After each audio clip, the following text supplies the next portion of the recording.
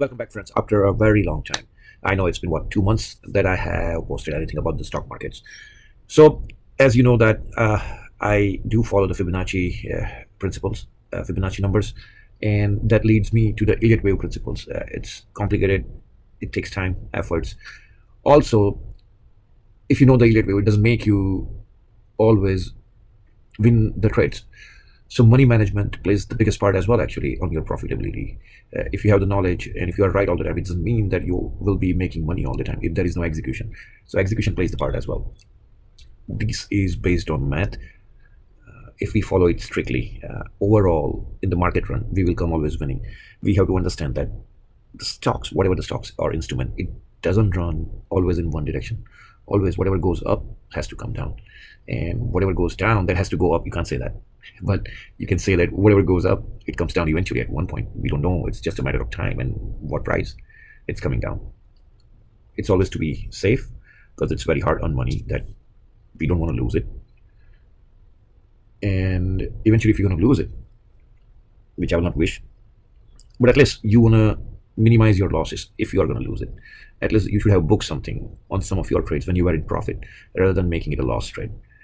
So I have done it many times, not exactly the same percentage, but if you follow this percentage guidelines, you will end up winning almost, I'll say 80% of the trades, if you do it timely execution. Also, the key supports comes into play as well when you play those numbers. So it's complicated than it looks like over here, but even if you follow the simple principle and half of the executions gets done, then still you will end up at least winning something out of this trade. The concept is that we will be using NVIDIA in this as an example. Everyone knows that NVIDIA is a winning stock, and it has multiplied so many times, so many folds, 6 folds or 7 folds if you want to say it in the last 2-3 year horizon, right? So why you can say, oh yeah, I mean, your example will be very fit for this, but I'm not talking about what happened in the past, what's going to happen in the future.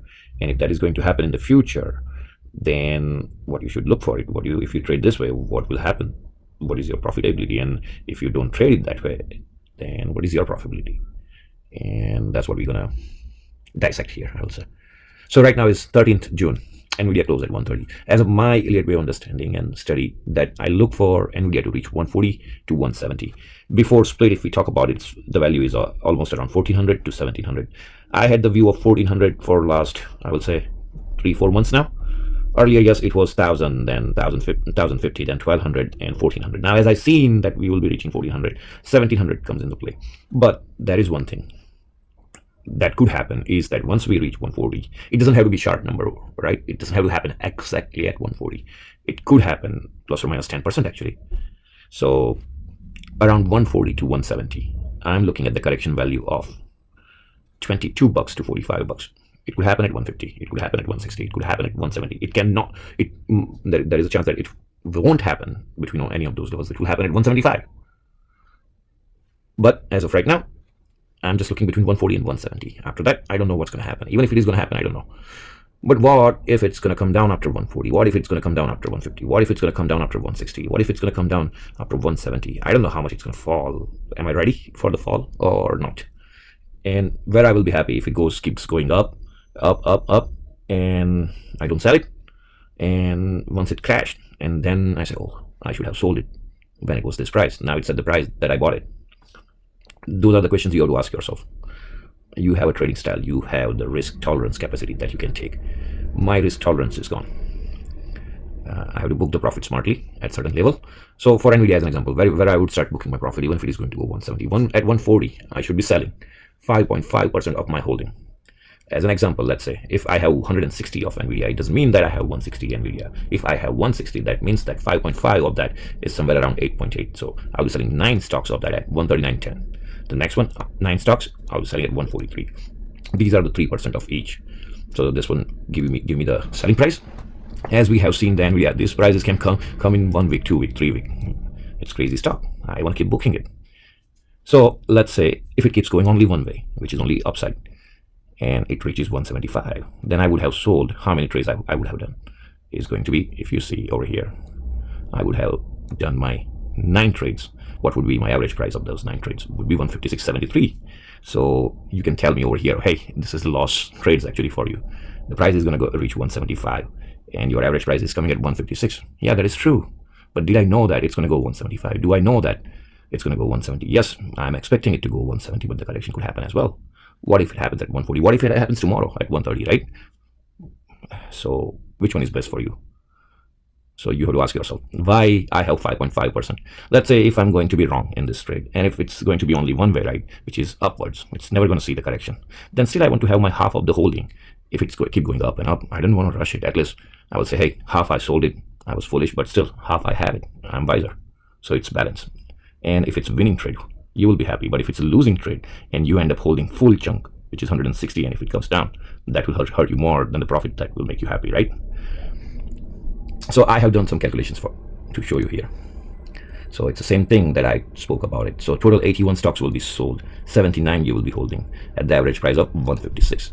And there is one more case over here, that if it comes back from 160, then you will end up selling only 54 stocks at the average price of 150, and still 106 you will be holding.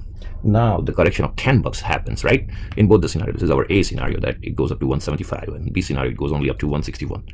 And if the correction is the value of only 10 that happens, right, then from over here 175 to 10, it will go to 165. Your average selling price is 156, so you can buy back here at 165. Why I'm showing you is that if you still think when the correction happened that this stock is good for a longer run, and if you want to re-enter it, you just sold those stocks to be safer side, assuming what if the correction is bigger, right?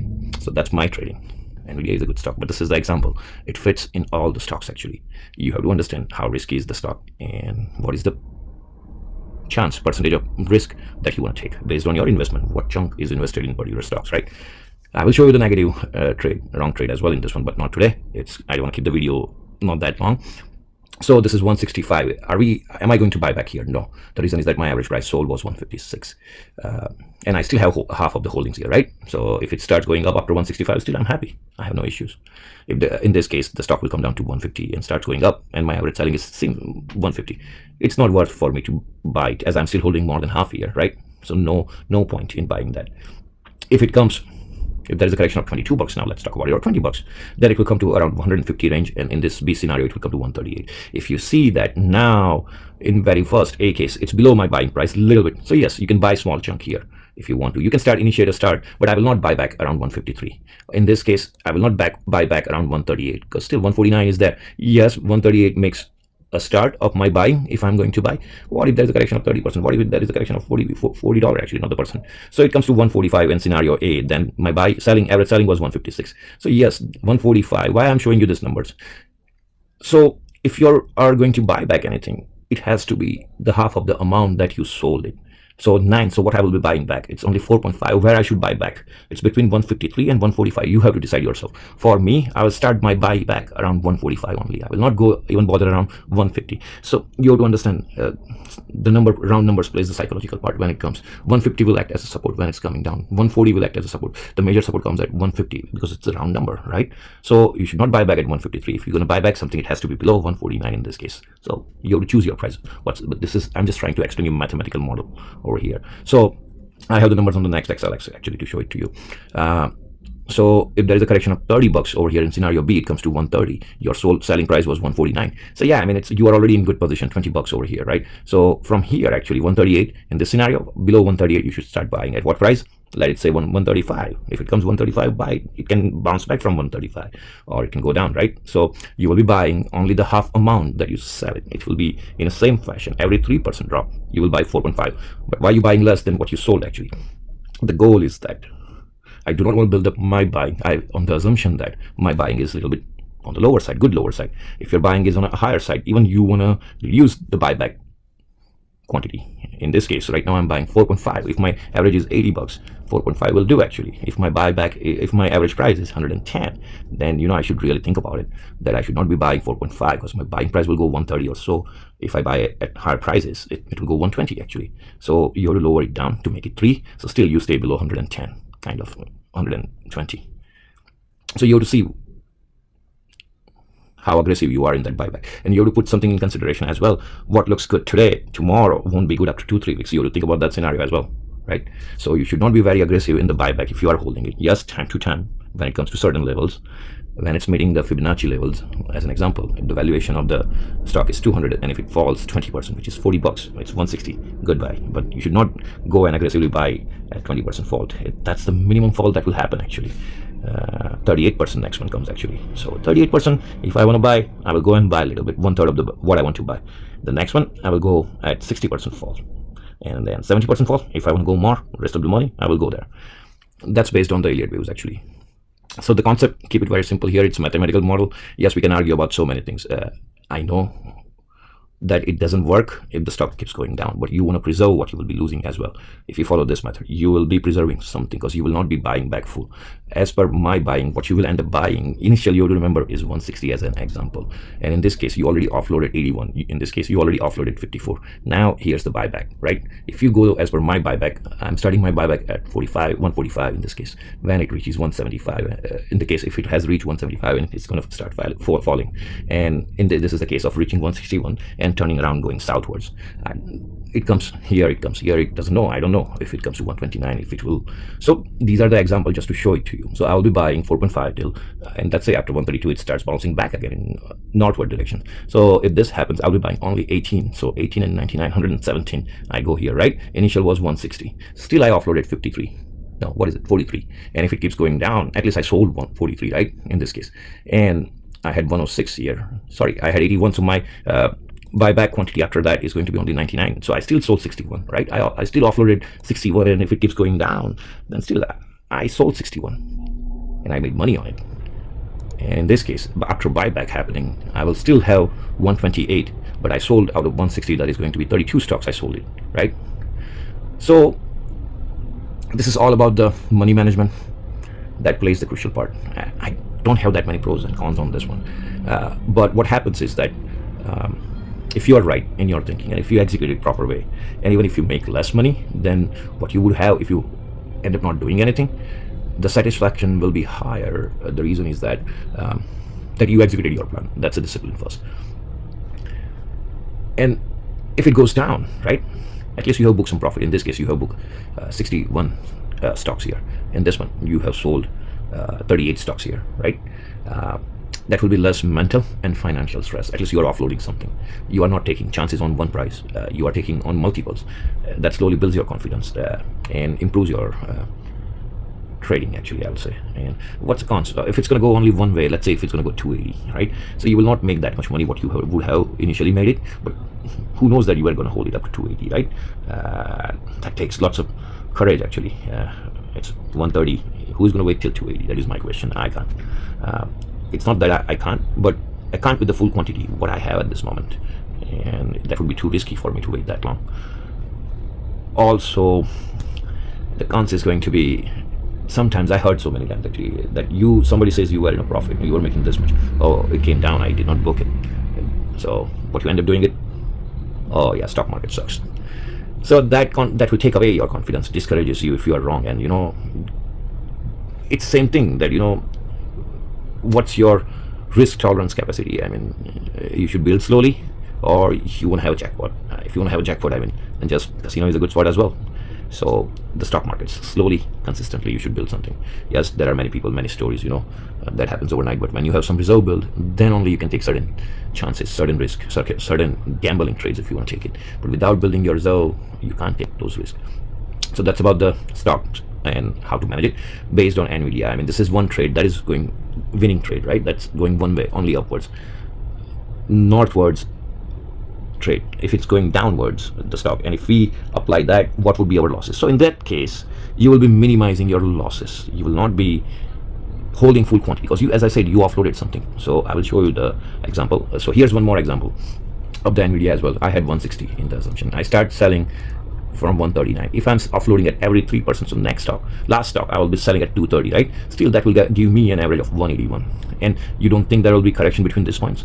And if the correction happens, I mean, if it's valuation of 20 bucks after 20% after coming over at 204, it will dip down, it will go down to 160. There is no question in my mind. It's just a matter of question at what point it will happen. If it starts going down from here, if you see over here, my average price is 170, and if it's 40% of the correction, it will go 160, right? At that time, if I want to buy back, I can buy back this many stocks, or I can at least have booked my profit I have sold 126, so I can buy back those 126 at 160 and do the trade again. I don't need to buy all of them back, but around 160, 170, it's a good buy. I should start buying half of what I sold at each price actually, so that will be a good trade as well.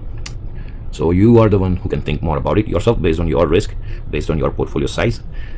The only concept that I have it is, on a good stock, you should not offload more than 50% of your holding. You should not start selling your stocks, undermining your profit as well. But when it has run more than 50%, 20%, I would say 25%, after it reaches your 25%, you should start offloading something. That percentage you have to decide, and this will help you. Okay, how much you want in your reserve after certain points actually. How long you want to hold it for 5 years? Simple. That answer you should have it. In one case, do you want to hold the Tesla? If you ask me a question, I'm very skeptical right now. There are reasons. I'll be posting video about Tesla as well. Yes, I'm correct on Tesla actually. I predicted 166. We will see 160, but during when the fall was happening around that level, it came so fast. I thought it's going to reach 150 and it's going to break down to previous low. And I was confident that okay, 140 will hold good if that happens. That never happened, right? 150. But after looking at the charts for so many times, I don't know, the confidence is gone from my side on Tesla. I have fear that it will drag down to 65 in time to come. Right now, everyone says, oh yeah, it's bouncing. But yes, 200, yes, it will bounce and it can reach 200, but it will not cross 200. And if it's not crossing 200, what's next? That we have to start thinking. So that's Tesla, buy Apple, and Amazon still. If you notice Amazon is going between 175 and 190. 190 is the breakout, 200 is the psychological number, round number, barrier. It's not going to hold that long, the stock, and 210 to 220, and that's where I will expect some correction in Amazon as well. So this is just a mathematical model, and let's go to Tesla. Let me show you one chart of the NVIDIA actually here. It is interesting. I'm just going to show you the correction over here. When the correction happened in 21, now this is the split valuation, right? The valuation of that is 24 now. Then after that, this correction happened around month of December. The valuation of that was $6. The correction happened over here in approximately September 23rd. The valuation is $11, and then the correction happened finally around this time, just recently, right? March 24. The valuation is $21. This one was 24, 5, 11, 21. 21, 24, 45. So the next correction what we are looking is minimum going to be 21 to 24. Look at the chart, 5, 11, 21.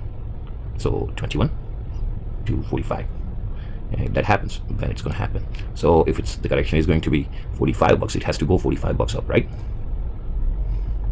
So from here, $45 comes right here. If this correction happens 45, so add $22 more from here actually, because this is a very good boom run right now. It should not correct what it gains normally. That's the concept. So add $22. So basically it's what's going on?